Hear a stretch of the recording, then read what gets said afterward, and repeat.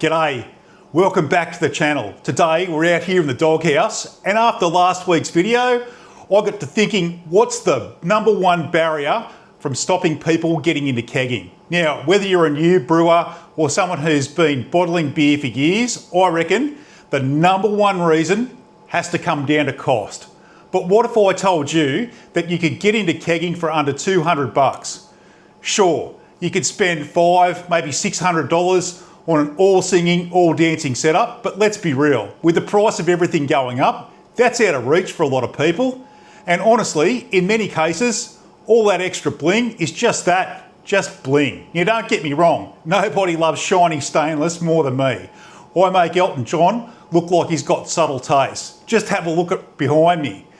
But you don't need to break the bank to pour a good beer. So today, we're starting a series on kegging. I'll be covering everything in this video on refurbishing second-hand gear. Whether you're looking for your first keg or just want some tips and tricks to improve your setup, there's something on this video for you. Now, I've been home brewing since 1994, back when post-mix kegs didn't exist for home brewers. Kegging and Kegland weren't a thing, and every keg out there had been rescued from the clutches of Coca-Cola or Schweppes. If you wanted a keg, you bought second-hand, and if you didn't know what you were doing, you could end up easily buying someone else's problems. So, in this first video, we'll focus on refurbishing second-hand gear, how to inspect, set up, replace seals, test for leaks, and get to pouring beer just like it was brand new. The thing is, if you've never owned a kegging setup, it's hard to know what you're looking at because let's face it, you don't know what you don't know.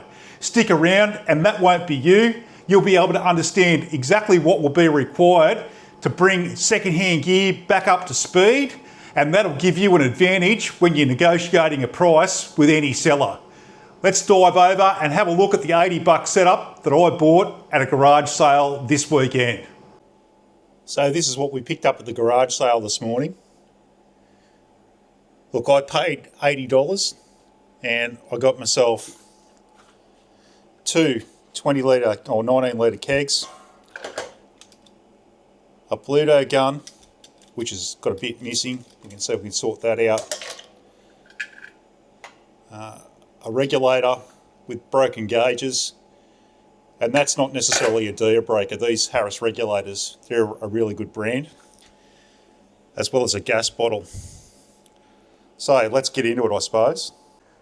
If we look at our regulator a bit closely, you see that it's taken a bit of a big knock, so we'll pull that apart. The tubing on it looks like a dog's chewed on that disconnect.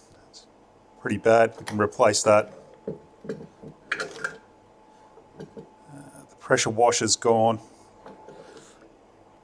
Not sure it'll show up on camera. You can definitely tell there's been liquid flow back up that line, because I haven't had a check valve fitted, and we can certainly pull this apart and see if we can have a look at the diaphragm.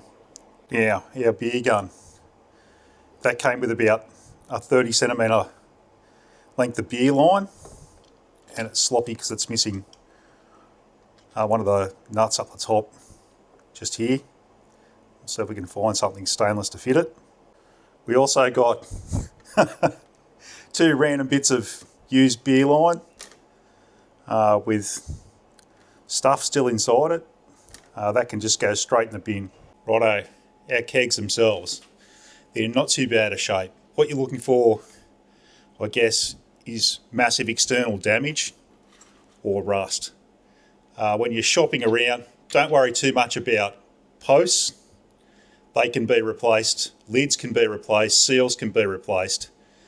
The only thing that you really got to look for is this rubber, because they're getting on, 30 or 40 years old, some of these kegs, and that rubber, once it starts to deteriorate, there's not much you can do about replacing it. But overall, externally, both of these kegs aren't in too bad a shape. Now, inside might be a complete different thing, but I did check, so make sure that it's no longer pressurised. Oh yeah, that's nice and sticky. That seal's definitely had it.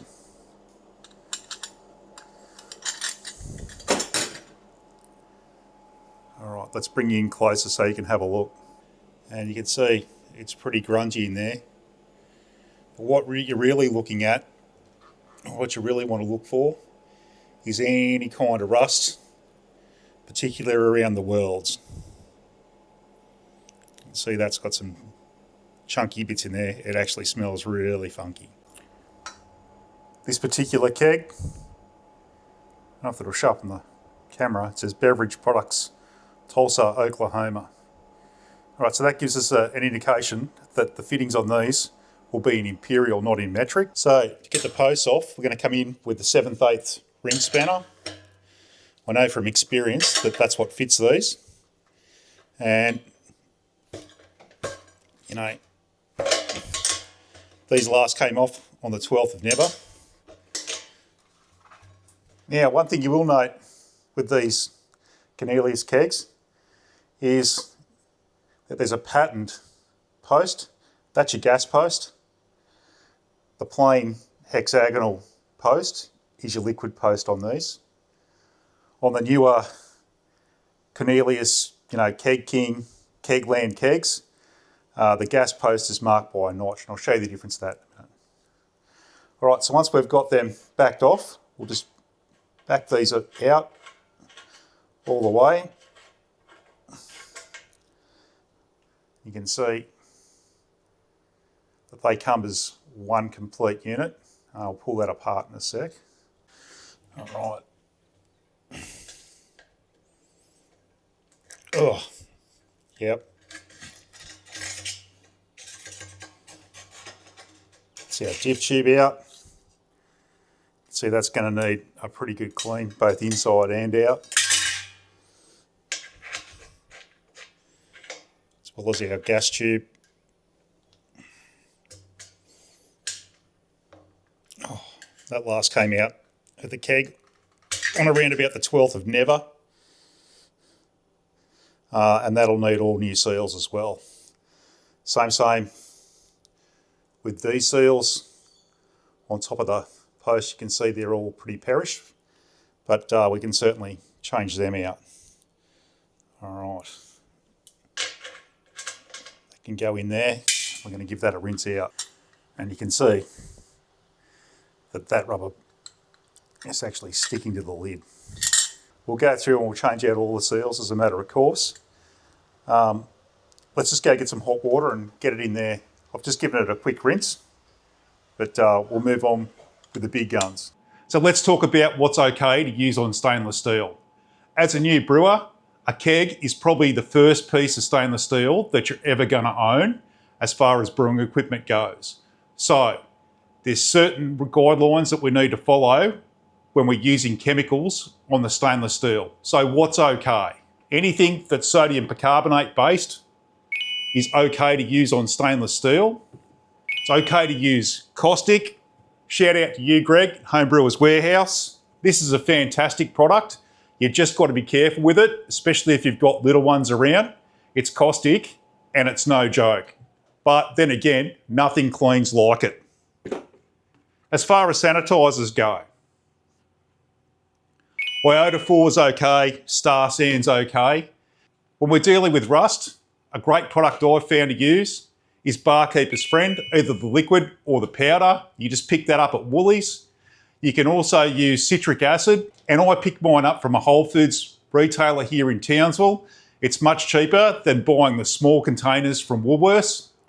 Also, you can use Star Sand undiluted at a pinch, but again, you need to be careful because it's an acid. So, what's not okay? What's not okay is to use things like bleach, any of the spray cleaners that are scented, and more importantly for new brewers, stay away from the Neo Pink because that's chlorinated as well. The chlorine will etch and pit your new stainless steel, and once that's happened, it's a complete nightmare to deal with. So into here, a couple of scoops of our brewery wash. There's our first lot of hot water. Now we're going to completely fill this with boiling water and just leave it sit and soak. All right, let's take these posts off. Just drop them in.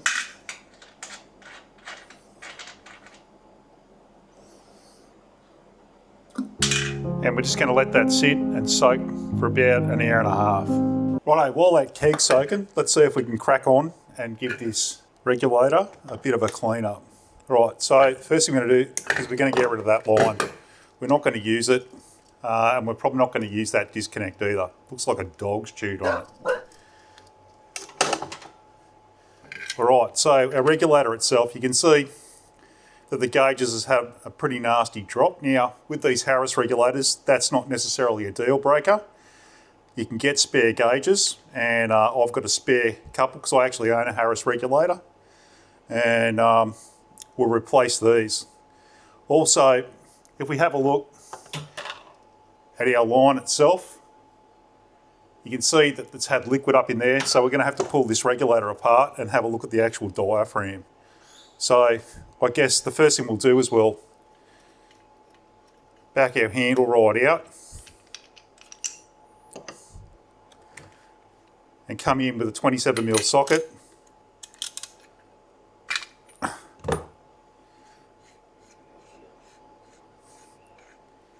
Just back that off. Have a look, and you can see there's definitely been some liquid up in this regulator at some stage. So we'll pull that out and give it a good clean. Now, to get the diaphragm out, we put our adjustment knob back on and just run it all the way in. And that should pop our diaphragm out. Now be careful, there's a spring and bits and pieces in there. We don't really need to take that apart, but we do need to have a look at this seal.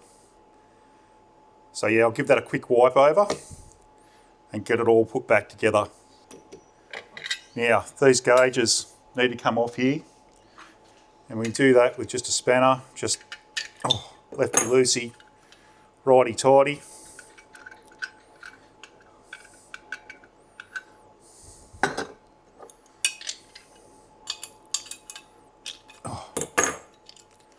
Tight. You can see there's a couple of plastic pieces in there. They need to come out as well. And to do that, we're just going to take our flat tip screwdriver and just work our way around just gently and prise them out, because we'll replace them with some new ones. You can see that there's been liquid up inside there as well. Turning around the back of the housing, and you can have a look at where it connects up to the gas bottle. You can see that washer's had it as well. So we'll replace that while we're here. Righto, so that's our regulator body cleaned up. I got rid of all the sticky stuff. And you can see it come up pretty good, right? All right, let's get our gauges fitted. So this is our low pressure gauge. And that is going to go into this one here. And there's those plastic inserts I told you about. So to make sure that they're fully seated down in there. When you get to here, you don't want to twist it by the gauge. You want to get your spanner on and tighten those gauges down into position. So that's our regulator all done. That's both the low and high pressure gauge refitted.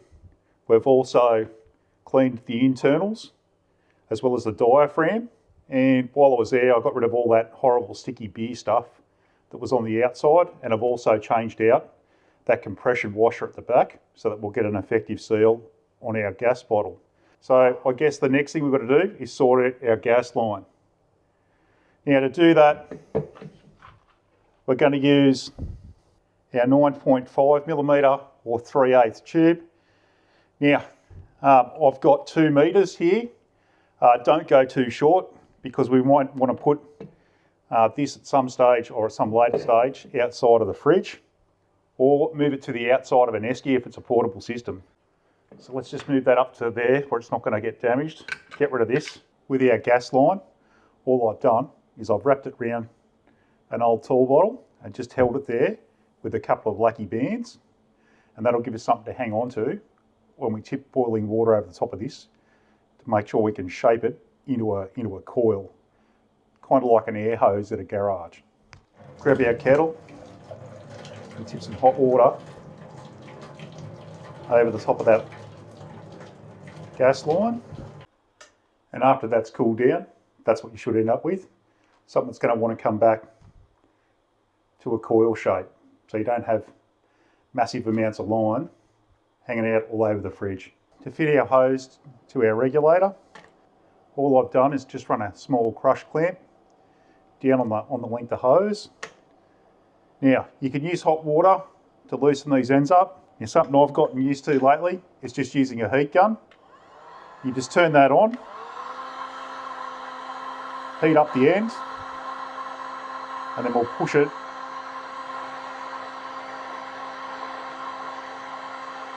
should be plenty out there, and we'll just push that up and fit that onto our regulator like that, and then run that crush clamp back up and onto there and crimp it down. Righto, so our crush clamps in position here. We just come in with a pair of parallel pliers. Make sure we centre everything nicely and just crush that down. Nice and neat, and an added bit of insurance to make sure that that tubing isn't going to go anywhere. Now on the business end, I'm going to bring it up to wide and speeds, and we're just going to push in a duo-tight connector, and I've got a good second handy laying around. Just wind that down.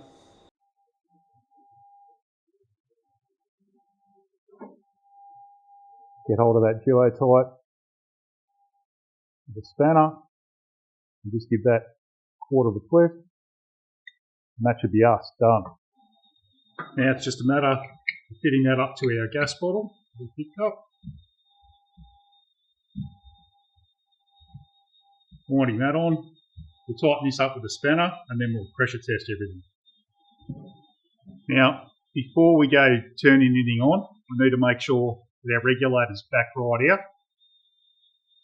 Yeah, and then we can slowly turn the gas on. Our high pressure gauge has just come up. Just turning our low pressure up very slowly. Put about 15-20 psi on it. We'll turn the bottle off. We're just going to watch those gauges now for the next maybe 5 or 6 hours and make sure that they don't shift. If they shift, it tells us we've got a leak in the system. But we're going to come back and hit this with some dishwashing liquid and some water in our spray bottle and make sure that we can't see any leaks to start with.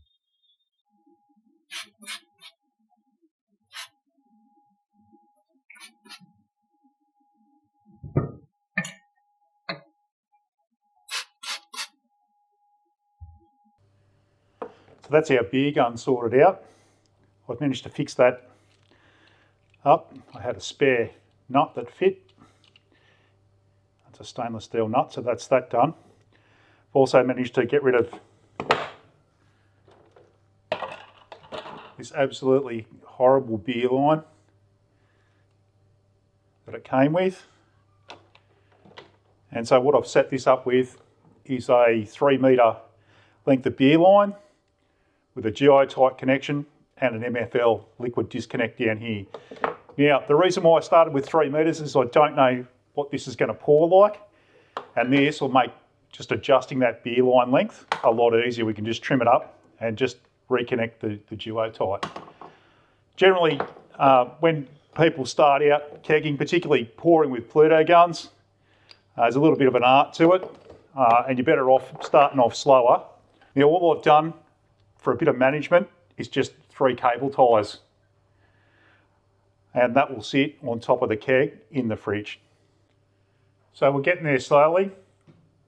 That's our regulator sorted out to deliver the gas, and our Pluto gun sorted out for the beer. Now, I haven't leak tested this. We'll have to do that when we fill the kegs up full of sanitizer. Now we just need to move on and get those kegs refurbished. What I've got is a piece of 550 cord, and I've just melted the end of it into a point, and then I've stripped back the outer sheath on this end, and I've just put a couple of stitches in that outer sheath and made myself a loop, and I'll show you how this works. So what we're going to do is we're going to take our dip tube and feed that 550 cord in all the way until it comes out this end here. Then we're going to pull it through till our loop's there, and then we're going to take a piece of chucks cloth. Now, this is 10 centimetres along this edge by 30 centimetres. Yeah, so it's the length of the chucks cloth, or the width of the chucks cloth. Then we're just going to push that into that loop like that. Pull it, dunk it in our cleaner, and then pull it through the tube till it comes out, and that's how I clean the inside of my dip tubes. Now, while we're refurbishing our keg, as a matter of course, we're just going to replace the O-ring on our dip tube as well as on our gas post itself. So we'll just replace those. We'll also change the seals on both the liquid and the gas post, so the liquid post and the gas post, as I showed you before. We're going to look at our poppets and have a look at the condition of those seals, and they're pretty good really, so we'll keep them. So let's get these O-rings sorted out. Grab a blob of food grade silicone lubricant, give them a bit of a lube, and just force them back down over the top of the gas dip tube and the liquid dip tube respectively. All right, while I've got our lube, we're going to lube our poppets and put them back inside our posts. So those poppets are all lubed up and ready to go. Now, posts. To get the O-rings off the posts, we're going to make another tool. This is just a barbecue skewer that I've bent at 90 degrees. And how that works is it enables us to just dig underneath those post O-rings like that, and then just flip them off. Let me grab two seals. Again, bit of a lube, and we're just going to push those post seals back on.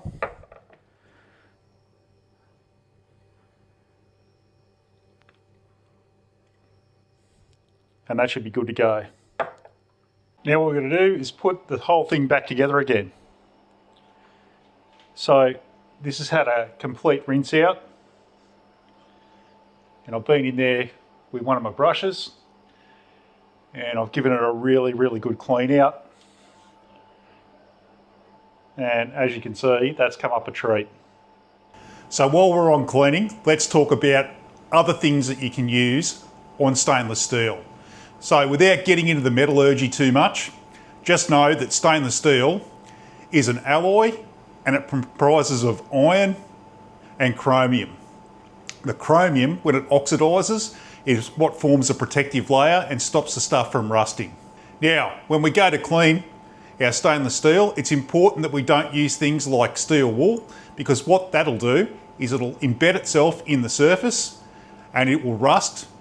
So what else I've done is, while I've been scrubbing out the inside of that keg, is I've exposed it to citric acid, and now I've just let it air dry. And what that's done is it's repassivated that entire surface. So any of that chromium that I've disrupted during the cleaning process has a chance to form its protective oxide and prevent rust in future. No problems at all. So we'll replace our liquid disconnect. Behind that there's a dimple in the bottom there. Make sure that's all aligned. And then we'll grab our liquid post. Now you've got to be careful with these that you don't lose the poppet. And then we'll put back in our gas disconnect.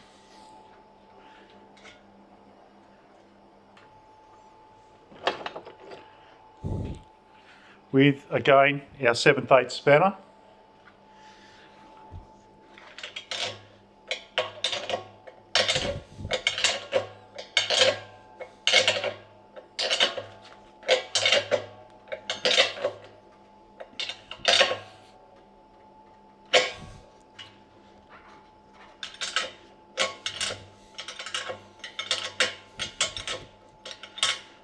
And you just want to snug them up. You don't need to be like an animal on it. Just go to tight and then 1/4 turn. So that's tight there. About there. All right, now we'll just replace our lid.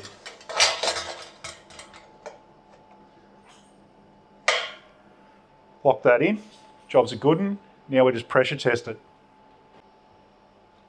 Right, so I've got my regulator set for 20 psi. Just going to hook up the kegs, let them come up to 20 psi, and then we're going to test it and leave them now overnight. Now, it wouldn't be one of my videos if we weren't building stuff as we go. So to make our tester, all I've got is a gas disconnect with an MFL John Guest fitting on it, and then one of these, which is a duo-tight pressure gauge. Now, all I've done is I've just 3D printed a housing for it, and I'll leave a link in the description to that STL file if you want to make one.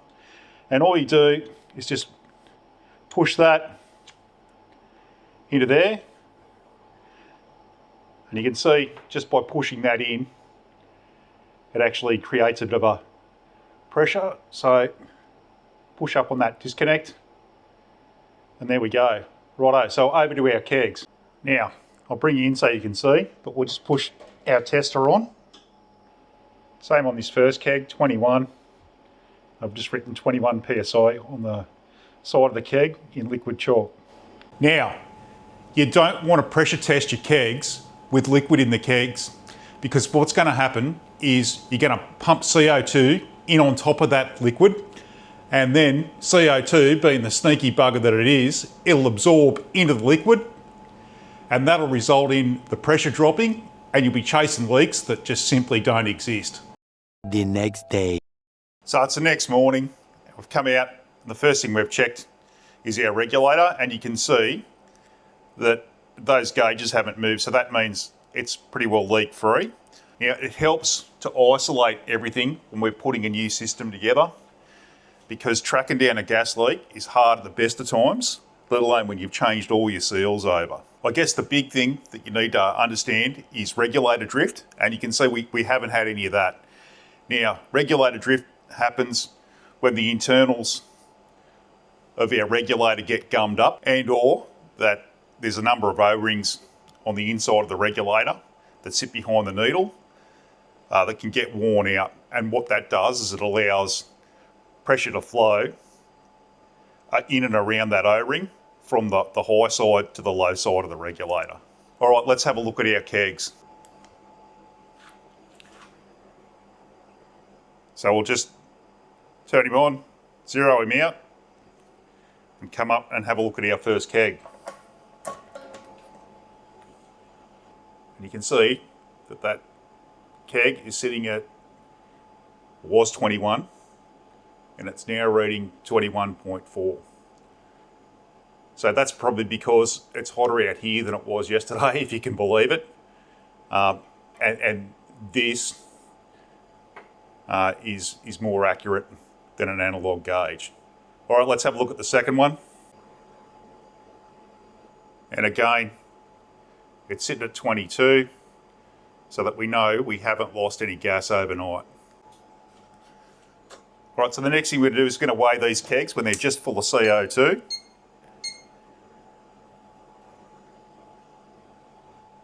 And we'll just tear our scales off, put our first keg up on, and you can see there that we're at 4.3 kilos. Now I'm going to come in, get rid of that liquid chalk, and I'm going to write the tear weight of 4.3 kilos on the top of this keg with just a Sharpie.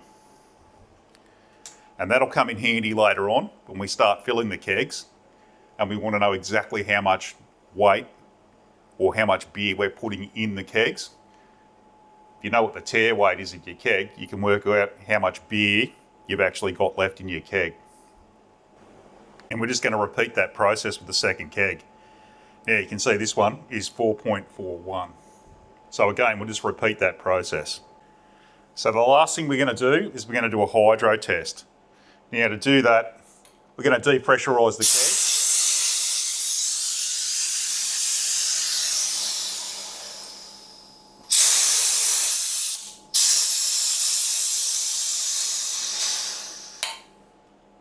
Once the kegs are depressurised, we're going to overfill them with star sand. All right, so we've got this full right up to the top, and we're just going to replace our lid. So come in, get our lid fitted. Now, typical working pressure is about 12. So we're going to test these at 40 psi. So I've come in with my big gas bottle, and we'll put 40 psi on them. It's important to make sure that you fill the keg with water right to the top, because you want to expose this to the pressure with water, and if something fails, you're not going to have parts flying around everywhere because the water isn't compressible. All right, so that's sitting at 40. We'll disconnect our gas, turn our gas off, depressurise everything, and we'll just wait for that for about 30 minutes. Now that's still under 40 psi, and 30 minutes has passed. So we're going to transfer the star sand out of here and into this keg. And to do that, I've made up a jumper cable. And all that is just a length of beer line, a couple of John Guest fittings with 2 black ball locks for our liquid. Now, we're going to go liquid out on our pressurised keg to liquid out on our empty keg, and that star sand with the pressure difference should start flowing from this keg to this keg, and you can see that's starting to flow into this keg. Now we'll just lift up the safety valve on our empty keg and wait for that transfer to complete, and that's how the setup looks there. Now if you don't have the luxury of having a jumper cable because you don't have the disconnects because you're just starting out, you can use your Pluto gun, which we built, to empty the keg by the liquid poster course just into a bucket, and you just repeat the same process with that star sand with your second keg. So that's it there. This keg's empty. This one's now got star sand in it, and we just repeat that process. Instead, we're going to empty this into our bucket using our Pluto gun. So that's our second keg done. It's all purged. Now we're going to store these under pressure, and that'll keep them clean and sanitary till we're ready to fill them full of beer. So another piece of advice is don't skip the hydro testing. What you're doing is you're confirming that those new kegs, which are an unknown quantity at this stage, that can handle up to 3 times the normal working pressure. Now, why is that important? Regulators being regulators and gas bottles being gas bottles, at some stage, someone is going to knock that over, and it might well be you. And if that happens, you need to know with confidence that that keg can handle that sudden spike in pressure that's caused when liquid CO2 flows up into the regulator and then rapidly expands. What that can cause is the seals to become stressed on that keg, and that will result in beer bypassing those seals and making a sticky mess in your drinks fridge, drawing unwanted attention from you know who. So with a little bit of work, we've managed to save ourselves some bucks and bring an old setup back to life. Now I'm just going to refer to my notes so that I don't bullshit you about what it cost me. So beer and gas lines, that cost me about $5. The low O2 O-rings, they were $2.95 or $3 each, so there's $6 there. New high and low pressure gauge, now they were $30 each, probably the most expensive part of refurbing. Our bore lock disconnects, they were $3 each, so we've got one gas, one beer, so there's another $6 there. The O-rings for the dip tubes and for the gas posts, they came to about $1.50. Crush clamps, they're about 12 cents each. The duo-tight fittings, they were $7.20 for the couple of them. Mist cleaning supplies, I reckon I used about $5 worth there. And the CO2 refill, which was the second most expensive component of this, that was around about $25. So, all up, we're looking at about $190. Definitely you'd end up with change, probably not enough for a beer out of $200. The good thing is we've saved ourselves some bucks and we've stopped decent gear going into landfill. And that's a win in my books. So that covers our first video and getting into kegging for under $200 by refurbishing a second-hand setup. In the next video in the series, we'll be looking at some other options, especially for those people with limited fridge space and how they compare to a traditional corny keg setup like we've just rebuilt here. Look, hopefully this video set you up for success, and when you're looking at second-hand gear, it has given you a bit of a look back at a time before the market was absolutely flooded with cheap, readily available off-the-shelf kegs. If you're keen to see how these kegs hold up against the current competition, make sure you're subscribed and hit the bell icon so you don't miss it. And if you've got any questions about second-hand kegs or think I've missed anything, leave a comment below. Look, I'll do my best to help you to avoid the mistakes that I've made over the years. Look, I'll see you on the next one, and remember, life's too short to drink dodgy beers or to pass up a great deal on good quality second-hand gear. Cheers. Oh.